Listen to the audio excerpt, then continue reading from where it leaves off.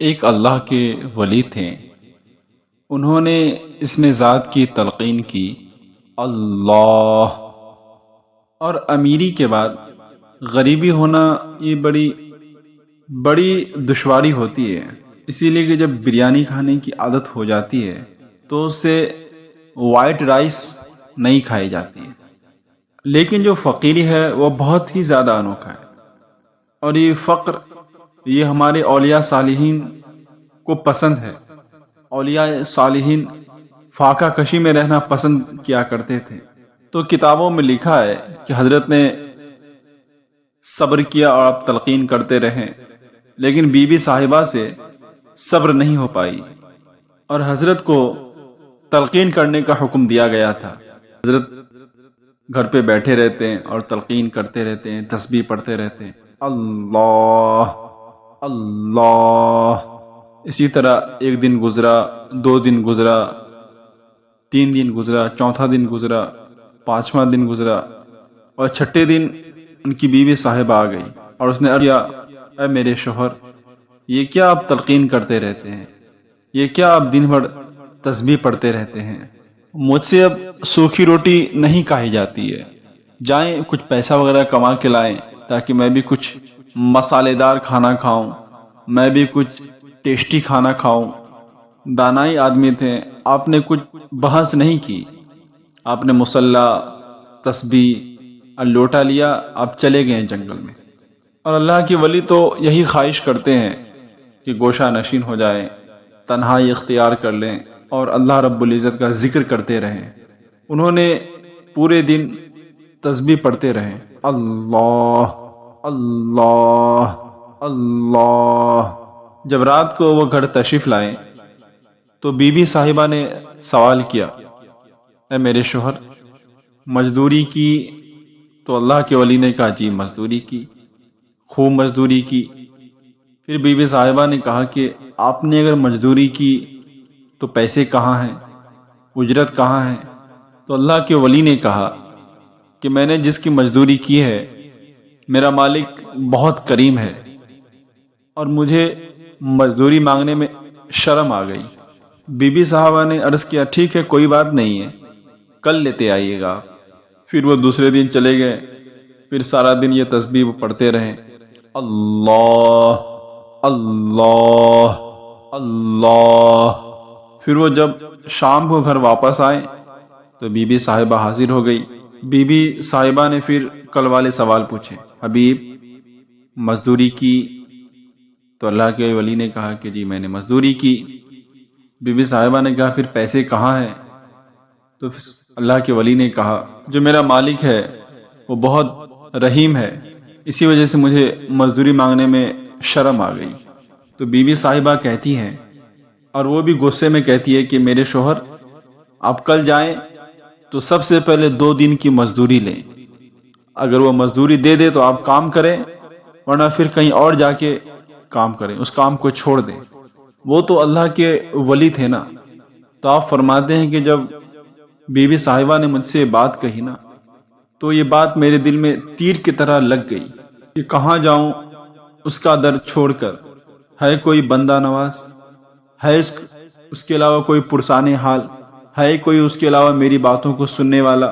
آپ فرماتے ہیں کہ میں ساری رات سسکیاں لیتا رہا اور روتا رہا، اس لیے کہ جو اللہ کے ولی کے دل ہوتے ہیں نا، وہ بہت ہی نرم ہوتے ہیں، موم سے زیادہ نرم ہوتے ہیں اور شہد سے زیادہ میٹھا ہوتے ہیں۔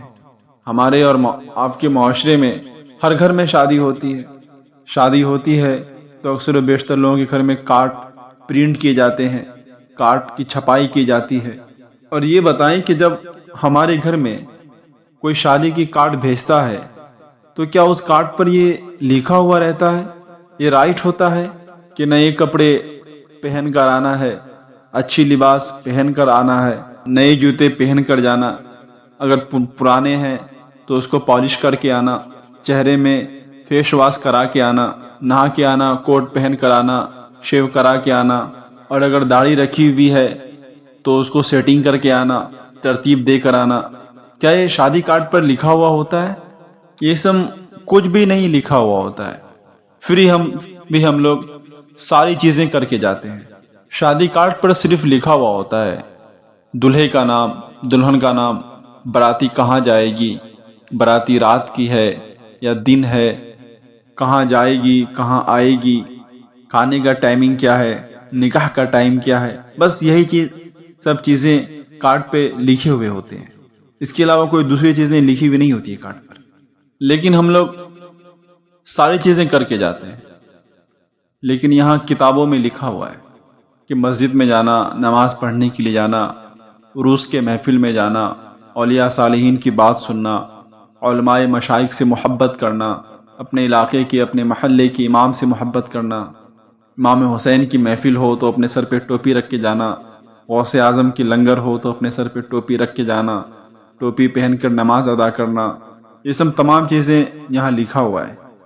شادی کارڈ پر لکھا ہوا ہوتا ہے نہیں کچھ، پھر بھی سب کچھ کر کے جاتے ہیں۔ کچھ بھی شادی کارڈ پر لکھا ہوا نہیں ہوتا ہے کہ یہ چیزیں کر کے آنی ہے، پھر بھی سب کچھ لوگ کر کے جاتے ہیں۔ لیکن یہاں تو سب کچھ لکھا ہوا ہے۔ پھر بھی آپ مسجد میں دیکھیں، لوگ نماز پڑھنے کے لیے جاتے ہیں تو ان کے سر پہ ٹوپی نہیں ہوتی ہے۔ ہمارے معاشرے میں اب یہ سب باتیں، شریعت مصطفیٰ کی باتیں، شریعت کی باتیں، یہ صرف پڑھنے تک ہی سیمت ہو گئی ہے، یہ پڑھنے تک ہی محدود ہے۔ لوگ سن لیتے ہیں، بس کام ختم، معاملہ ختم۔ ایسا لگتا ہے کہ شریعت کی باتیں صرف اور صرف سننے والی ہے، عمل کرنے کی اس میں کوئی گنجائش نہیں ہے، بلکہ شریعت کی باتیں صرف اور صرف سننے والی ہے، سن لو بس کام ختم۔ ہمارے معاشرے میں اب یہی رہ گیا ہے، اب لوگ یہی چیز کرنا پسند کرتے ہیں، سننا سب پسند کرتے ہیں لیکن عمل کرنا کوئی پسند نہیں کرتے۔ اب تو یہ وقت آ گیا ہے کہ ہم رسول اعظم صلی اللہ تعالی وسلم کی سنتوں پر بھی عمل نہیں کرنا چاہتے۔ ٹوپی پہننا رسول اعظم صلی اللہ تعالی وسلم کی سنت ہے، آپ امامہ شریف باندھا کرتے تھے، اپنے سر پر امامہ شریف پہنا کرتے تھے۔ جہاں کچھ لکھا ہوا نہیں ہے وہاں کے لیے ہم تو بہت تیاری کرتے ہیں، لیکن جہاں سب کچھ لکھا ہوا ہے وہاں کے لیے کوئی تیاری نہیں ہے۔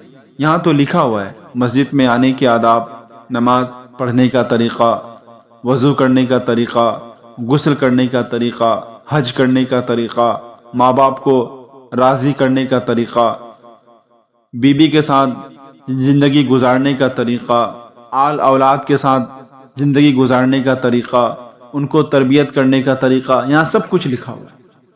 لیکن اگر معاشرے کی طرف نظر اٹھا کے دیکھ لیا جائے تو شریعت مصطفیٰ پر کوئی عمل نہیں کرتے، شریعت مصطفیٰ پر کوئی چلنا نہیں چاہتا ہے۔ در حقیقت میں لوگ دنیا کی زندگی کو ہی سب کچھ سمجھ بیٹھے ہیں، دنیا کی زندگی کو ہی مقصد حیات سمجھ بیٹھے ہیں، جبکہ ایسا کچھ نہیں ہے۔ اللہ تعالیٰ نے یہ زندگی ہمیں دی ہے عبادت کے لیے، یہ زندگی دی ہے رسول اعظم کی سنتوں پر عمل کرنے کے لیے، اولیاء صالحین سے محبت کرنے کے لیے۔ لیکن بڑے افسوس کی بات ہے کہ ہم لوگ سب کچھ بھول بیٹھے ہیں۔ اللہ رب العزت ہم سبوں کو بچائے، ہم سبوں کے دل میں محبت رسول، عظمت رسول پیدا فرمائے۔ اللہ رب العزت ہم سبوں کو فلم سے بچائے۔ نہ میں فلم دیکھنا چاہتا ہوں اور نہ ہی کسی کو فلم دیکھنے کے بارے میں یہ کہنا چاہتا ہوں، یہ سخت حرام ہے۔ میں نے کتابوں میں پڑھا کہ سکھ لوگ جو ہوتے ہیں وہ اپنے اسلاف کے اتنے پابند ہوتے ہیں کہ ان کے سر گردن سے کاٹ دی جائے، سر کو جدا کر دیا جائے، پھر بھی وہ اپنے اسلاف کے طریقے کو چھوڑتے نہیں ہیں، اگنور نہیں کرتے ہیں۔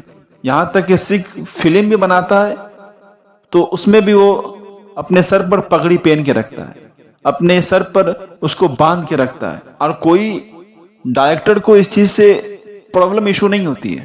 چاہے کوئی بھی مرحلے ہو، چاہے پاسپورٹ آفس میں جائیں، چاہے ایئرپورٹ پر امیگریشن چیک ان کا ٹائم ہو، میڈیکل ہو، کہیں بھی ہو، کہیں بھی جاتا ہے تو اس کے پگڑی کے ساتھ چھیڑخانی نہیں کیا جاتا ہے، اس کو پریشان نہیں کیا جاتا ہے، بلکہ سب کوئی اس کو قبول کرتا ہے اور اس پر کوئی اعتراض نہیں کرتا ہے۔ اگر آس پاس کا نظارہ کیا جائے، آس پاس کے ماحول کو دیکھا جائے تو ہم اس چیز کو سمجھ لیں گے۔ وہ لوگ کسی قیمت میں اس پگڑی کو سر پر باندھنا نہیں چھوڑتا، ترک نہیں کرتا ہے، لیکن نبی اعظم صلی اللہ علیہ وسلم کی امت نے اس صافہ کو، اس امامہ شریف کو مسجد میں ترک کر دیا، چھوڑ دیا، بھول گئے کہ صافہ باندھنا، صافہ پہننا نبی اعظم صلی اللہ تعالی علیہ وسلم کی سنت ہے۔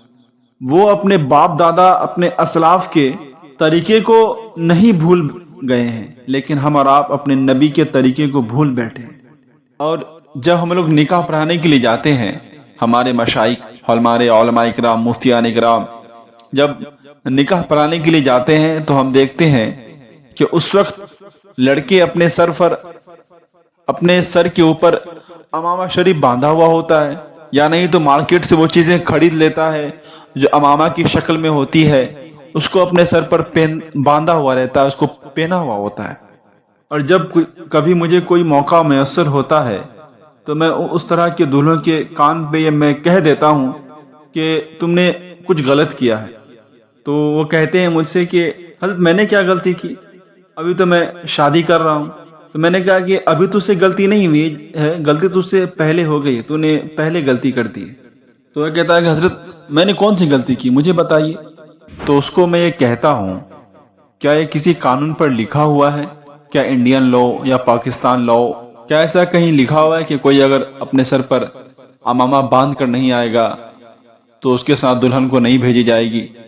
کیا ایسا کہیں لکھا ہوا ہے؟ جب بروز محشر تو اللہ رب العزت کی بارگاہ میں حاضر ہوگا تو اللہ رب العزت اسے سوال کرے گا کہ اے میرے بندے، تو اپنی شادی پر، تو اپنے نکاح پر اپنے سر پر امامہ باندھنا پسند کرتا تھا، امامہ باندھا کرتا تھا، لیکن تو نے اس کے علاوہ کبھی امامہ نہیں باندھا۔ اللہ رب العزت حکم فرمائے گا چیک کرو، بالغ ہونے سے پہلے تک سے لے کر بالغ ہونے کے بعد اور مرنے تک چیک کرو۔ ہو سکتا ہے کسی جمعہ میں یہ گیا ہو تو اپنے سر پر امامہ باندھ کے گیا ہو، جب چیک کیا جائے گا تو معلوم چلے گا نہیں یہ تو ننگے تھا، یہ بغیر صافے کے نماز پڑھا کرتا تھا۔ اس کی ساری شب برات کو دیکھی جائے، ہو سکتا ہے کہ کسی شب برات میں اس نے اپنے سر پر امامہ باندھ لیا ہو، تو جواب دیا جائے گا نہیں، اس نے امامہ نہیں باندھا تھا۔ پھر فرمایا جائے گا اس کے سارے 12 ربیع الاول چیک کرو، ہو سکتا ہے کسی 12 ربیع الاول میں اس نے امامہ باندھ لیا ہو، تو پھر جواب آئیں گے نہیں، اس نے نہیں باندھا تھا بلکہ ننگے سر تھا۔ اس کی تمام شب قدر کی راتیں دیکھو، یوم صدیق اکبر دیکھو، یوم عثمان غنی دیکھو، یوم عمر فاروق دیکھو، یوم علی دیکھو، یوم امام حسن حسین دیکھو۔ ہو سکتا ہے کہ ان میں سے وہ کسی ایونٹ پر، کسی موقع پر امامہ باندھا ہو، تو جواب دیا جائے گا نہیں، وہ ننگے سر تھا۔ تو تم کیا جواب دو گے جب اللہ رب العزت تم سے پوچھے گا کہ تم خوشی کے دن، تم نکاح والے دن، تم شادی والے دن تو اپنے سر پر امامہ باندھنا پسند کرتے ہو؟ تم صرف اپنے خوشی کے خاطر تو اپنے سر پر امامہ باندھنا پسند کرتے تھے، تو کیا تم نے کبھی اپنے نبی کی سنت کی خاطر اپنے سر پر امامہ باندھا تھا؟ نبی کی سنت کی خاطر اپنے سر پر امامہ سجایا تھا؟ امامہ باندھ کر نمازیں ادا کی تھی؟ امامہ شریف باندھ کر عبادتیں کی تھی؟ امامہ باندھ کر محفل رسول پر گئے تھے؟ امامہ باندھ پر ذکر حسین پر گئے تھے؟ امامہ باندھ کر 12 ربیع الاول کے جلوس میں گئے تھے؟ کیا جواب دو گے؟ چلیے ٹھیک ہے، کچھ وقت کے لیے یہ تسلیم کر لیا جائے کہ امامہ باندھنے میں دشواری ہے یا کوئی پریشانی ہے، چلیے ٹھیک ہے، اس کو کچھ حد تک تسلیم کر لیا جائے، لیکن دور حاضر میں لوگ ٹوپی بھی پہننا پسند نہیں کرتے ہیں، ٹوپی پہن کر اپنے بزنس کو کرنا پسند نہیں کرتے ہیں، ٹوپی پہن کر مسجدوں میں جانا پسند نہیں کرتے ہیں۔ اب تو مسجدوں میں ٹوپی رکھ دی جاتی ہے، اس کے باوجود بھی لوگ ٹوپی نہیں پہنتے ہیں، ننگے سر۔ تو سیکھ کو جانا چاہیے، جو کبھی ادھر ناچتا ہے ادھر ناچتا ہے، اپنے سر کو ادھر کرتا ہے ادھر کرتا ہے، وہ حرام کام کرنے کے باوجود بھی اپنے باپ دادا، اپنے اسلاف کی نشانی کو، علامت کو پہن کر وہ سب کچھ کر رہا ہے۔ مگر اے اللہ کے بندے، اے رسول اعظم کی امتی، ہم لوگوں نے تو سب کچھ چھوڑ دیا، ہم لوگوں نے تو ترک کر دیا۔ اسی لیے کہنے والے نے بڑے کمال کی بات کہی تھی، ان کے جو غلام تھے، خلق کے تھے پیشوا، ان سے پھرے جہاں پھرا، کمی وقار ہی وقار۔ اسی لیے ضروری ہے کہ دنیاوی چیزوں کو چھوڑ دیں، دنیاوی لوگوں کے جینے کے طریقے کو چھوڑ کے، ترک کر کے، ٹھکرا کر اللہ اس کے رسول کے بتائے ہوئے راستے پر عمل کریں۔ اللہ رب العزت ارشاد فرماتا ہے وَإِن كُنتُمْ تُحِبُّونَ اللَّهَ فَاتَّبِعُونِي، کہ صرف اللہ رب العزت اور اس کے رسول اعظم صلی اللہ تعالی وسلم کی اتباع کرتے رہو، انہی کا رنگ اپنے دل میں جمائے بیٹھو، انہی سے محبت کرتے رہو۔ ایک بادشاہ تھا، تو اس نے اپنے دربار میں سارے لوگ رکھے ہوئے تھے، ان میں علماء بھی تھے، ثنا خواں بھی تھے، قرائے کرام بھی تھے۔ اس بادشاہ کو جس دن جو چیز سننے کا دل کرتا اس کے محفل اس کے سامنے سجا دیے جاتے، اور اس نے نا ایک بہروپیہ بھی اپنے دربار میں رکھا ہوا تھا۔ اس کا کام یہ تھا کہ مختلف شکل کی تبدیلی کر کے بادشاہ کا دل بہلانا، بادشاہ کو خوش کرنا، اس بہروپیہ کا یہی کام تھا۔ لیکن ہوتا کیا تھا کہ جب بھی وہ اپنی روپ بدل کے بادشاہ کے سامنے آتا تھا تو بادشاہ اس کو پہچان لیتا تھا اور کہتا تھا تو وہی بندہ ہے، تو وہی بندہ ہے جس کو میں نے بہروپیہ بنا کے رکھا ہے، تو وہی بندہ ہے جو میرے در کا غلام ہے، تو وہی بندہ ہے جو مجھے خوش کرنے کے لیے یہاں رکھا گیا ہے۔ تو بادشاہ ہر وقت اس کو پہچان لیتا جب جب وہ اپنے روپ کو، اپنے رنگ کو بدل کے بادشاہ کے سامنے حاضر ہوتا۔ تو ایک دن تنہائی میں وہ بہروپیہ سوچنے لگا کہ بادشاہ نے جس کام کے لیے مجھے اپنے دربار میں رکھا ہے آج تک وہ کام مجھ سے نہیں ہو سکا۔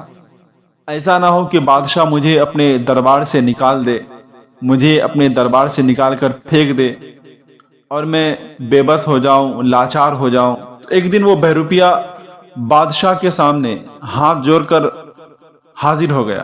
تو بادشاہ نے کہا بتاؤ کیا معاملات ہے؟ تو اس نے کہا بادشاہ سلامت، جب جب میں آپ کے پاس آیا اپنے شکل و صورت کو بدل کر، اللہ رب العزت نے آپ کو ایسی باریکی نظر عطا فرمایا ہے کہ آپ مجھ کو بارہا پہچان لیتے ہیں۔ تو بادشاہ نے کہا پھر کیا؟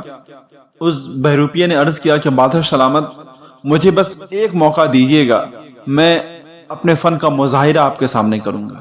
تو بادشاہ نے بڑے غصے میں آ کے کہا کہ اگر تو میرے سامنے اپنے فن کا مظاہرہ کرنے میں کامیاب ہو گیا تو میں تجھے وہ دوں گا جو تو مانگے گا، یہاں تک کہ میں اپنی بادشاہی بھی تجھ کو دے دوں گا، اپنی بادشاہت بھی تیرے نام کر دوں گا۔ وہ بہروپیہ گیا، اس نے اپنے سر پر امامہ شریف باندھا اور اپنے داڑھی کے طریقے کو تبدیل کیا، اپنے آنکھوں کے طریقے کو تبدیل کیا، یعنی اس نے اپنے آپ کو اولیاء صالحین اور صوفیوں کے لباس میں تبدیل کر دیا، اور جو شہر میں واحد ایک آنے کا راستہ تھا اس راستے پر جا کر بیٹھ گیا اور آنکھیں بند کر لیا اور کہنا شروع کر دیا اللہ اللہ اللہ۔ ایک بندہ گزرا تو دیکھتا ہے یہ کوئی صوفی ہے اور آنکھ بند کر لیا ہے اور کہہ رہا ہے کیا؟ اللہ اللہ۔ دوسرا بندہ گزرا تو بھی دیکھتا ہے کہ یہ کوئی صوفی ہے اور آنکھ بند کر لیا ہے اور ذکر کر رہا ہے اللہ اللہ۔ اور ہوا کیا، دھیرے دھیرے یہ خبر پورے شہر میں آگ کی طرح پھیل گئی کہ کوئی اللہ کا نیک بندہ ہے اور وہ راستے میں بیٹھ کر اللہ کی تسبیح پڑھ رہا ہے اور ذکر کر رہا ہے ہمیشہ، اور جو بھی اس کے پاس آتا تو کچھ نہ کچھ گفٹ، کچھ نہ کچھ تحفہ لے کر آتا اور اس کو دے کر چلا جاتا۔ لیکن وہ جو بہروپیہ تھا وہ بھی کتابوں میں پڑھ رکھا تھا کہ جو اللہ والے ہوتے ہیں ان کی شان کیا ہوتی ہے، اللہ والوں کا طریقہ کیا ہوتا ہے۔ تو وہ کرتا کیا، جب بھی کوئی آنے والا اس کے پاس آتا، کوئی تحفے گفٹ لاتا تو وہ کسی چیز کو ہاتھ نہیں لگاتا۔ جب لوگ یہ دیکھنے لگے کہ کوئی بھی چیز اس کو لا کے دیا جائے وہ کسی چیز کو ہاتھ نہیں لگاتا ہے تو لوگوں کے دل میں اس کی عزت اور بھی زیادہ بڑھ گئی کہ واقعی میں یہ اللہ والا ہے، ذکر میں لگا ہوا رہتا ہے اور تسبیح پڑھتے رہتا ہے اللہ اللہ۔ تو دھیرے دھیرے یہ خبر بادشاہ کے محل میں پہنچ گئی کہ باہر میں کوئی اللہ والا آیا ہے۔ تو بادشاہ نے اپنے جاسوس کو بھیجا، جاؤ تحقیق کرو، دیکھو وہ ڈھونگی ہے یا پھر صحیح ہے یا صرف وہ لوگوں کو گمراہ کر رہا ہے، لوگوں کو لوٹ رہا ہے۔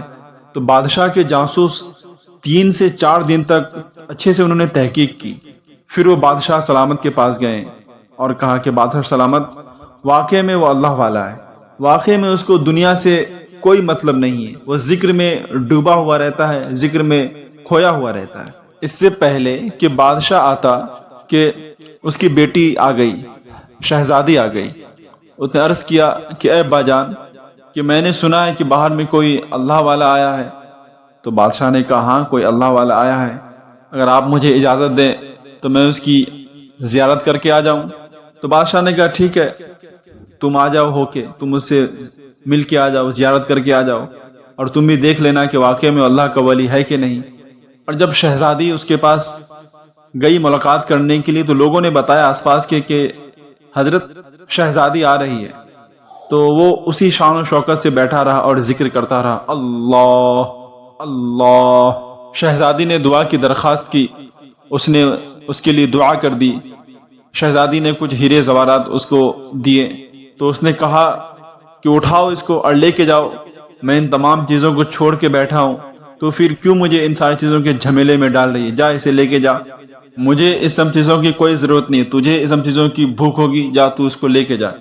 تو شہزادی بڑی متاثر ہوئی، اور شہزادی جب گئی تو بادشاہ کو بتائی، تو بادشاہ کا شوق اور زیادہ بڑھ گیا، اور وہ زیادہ بےتاب ہو گیا اس سے ملنے کے لیے، اس بہروپیہ سے، کہ جا کے میں دیکھوں وہ کون اللہ کا ولی ہے جس کے سامنے دنیا کی دولت دیے جا رہے ہیں وہ ٹھکرایا جا رہا ہے۔ وہ دولت سے زیادہ بہتر اللہ رب العزت کو ذکر کرنا پسند کرتا ہے، وہ دنیا کی نعمت سے زیادہ اللہ رب العزت کے تسبیح میں مزہ لے رہا ہے۔ تو بادشاہ بھی چلا گیا اس سے ملنے کے لیے۔ تو آس پاس کے لوگوں نے کہا کہ آج بادشاہ آ رہے ہیں آپ سے ملاقات کرنے کے لیے، آپ کی زیارت کرنے کے لیے۔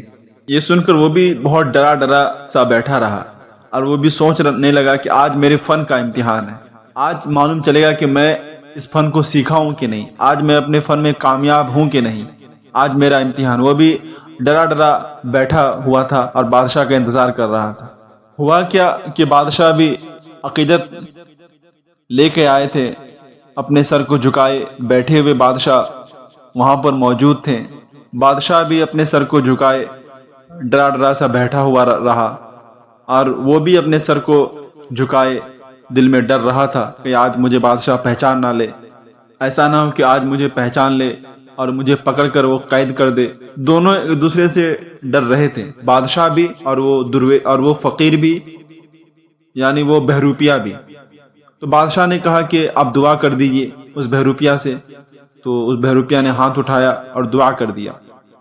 پھر بادشاہ نے کچھ ہیرے زیورات پیش کیے، اس نے وہ لینے سے انکار کر دیا۔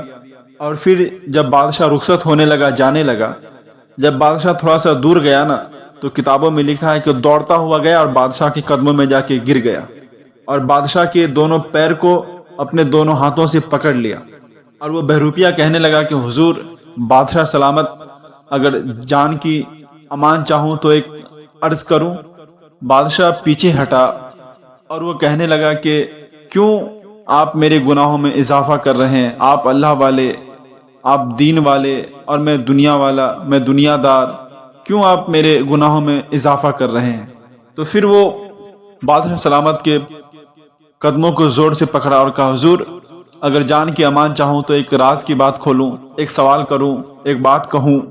پھر بادشاہ سلامت نے اپنے پیر کو آگے کیا، پھر آپ نے کہا کہ کیوں تم میرے گناہوں میں اضافہ کر رہے ہو؟ میں دنیا دار ہوں، میں گناہ گار ہوں، اور تم اللہ والے ہو، تم اللہ کو راضی کرتے ہو، تم اللہ کی تسبیح پڑھتے ہو۔ پھر وہ بہروپیہ پاؤں کو پکڑا اور کہا حضور جان کی امان چاہوں تو ایک راز کی بات کھولوں۔ تو بادشاہ سلامت نے کہا ٹھیک ہے، تمہاری جان کی امان ہے، بولو کون سی راز کی بات ہے، کیا تم کہنا چاہتے ہو؟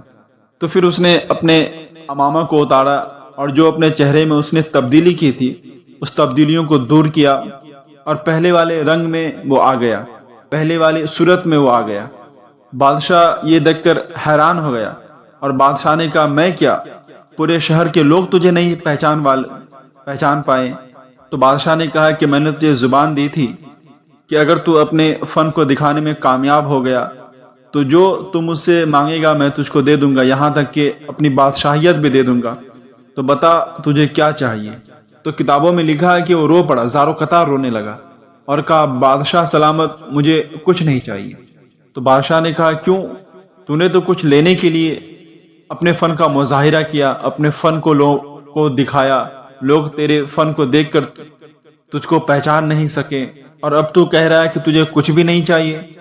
تو وہ کہتا ہے کہ آپ کچھ کی بات کر رہے ہیں، مجھے تو سارا کچھ مل گیا۔ تو تو بادشاہ کہتا ہے کہ تجھے کیا ملا؟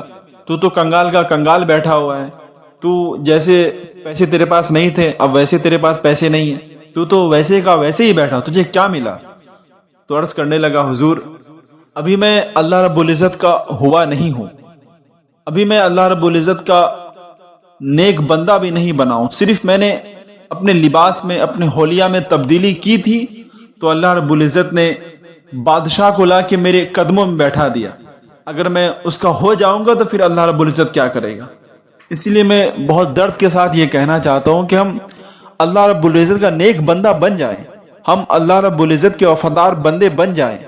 جس دن ہم اللہ رب العزت کے وفادار بندے بن جائیں گے یہ دنیا ہمارے قدموں میں نظر آئے گی۔ ہم اللہ رب العزت کی